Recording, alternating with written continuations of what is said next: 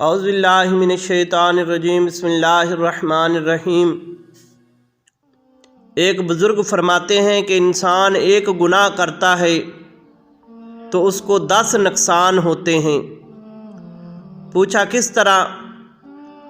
تو انہوں نے فرمایا کہ پہلا، جب بندہ گناہ کرتا ہے تو انسان خود اپنے خالق کو ناراض کر لیتا ہے، جس کی شان یہ ہے کہ یا ایھا الانسان ما غرک بربک الکریم، کہ اے بندے تیرا خدا بڑا غفور الرحیم ہے، کس چیز نے تجھے روکا ہے؟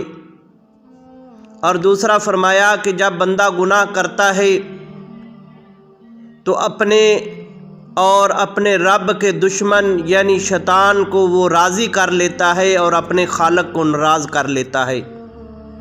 اور تیسرا فرمایا کہ انسان گناہ کر کے سب سے بہترین خوبصورت جگہ سے دور ہو جاتا ہے، یعنی وہ جنت سے دور ہو جاتا ہے۔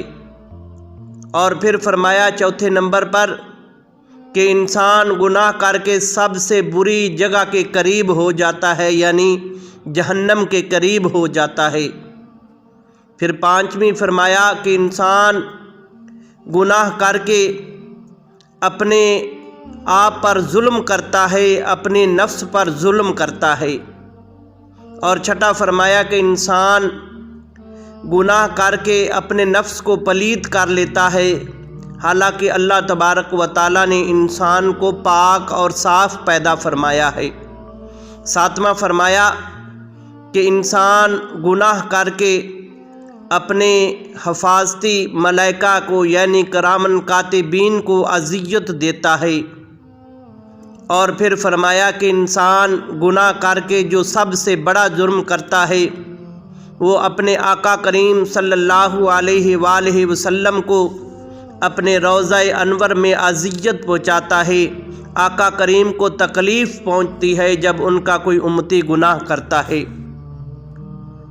تو نوواں فرمایا کہ انسان گناہ کر کے اپنے اوپر گواہ پیدا کر لیتا ہے، یعنی اگر انسان صبح گناہ کرتا ہے تو صبح کی تاریخی اس کے خلاف اللہ کی بارگاہ میں گواہی دے گی، اگر شام کو کرتا ہے صبح و شام کو وہ اپنے اوپر گواہ بنا لیتا ہے۔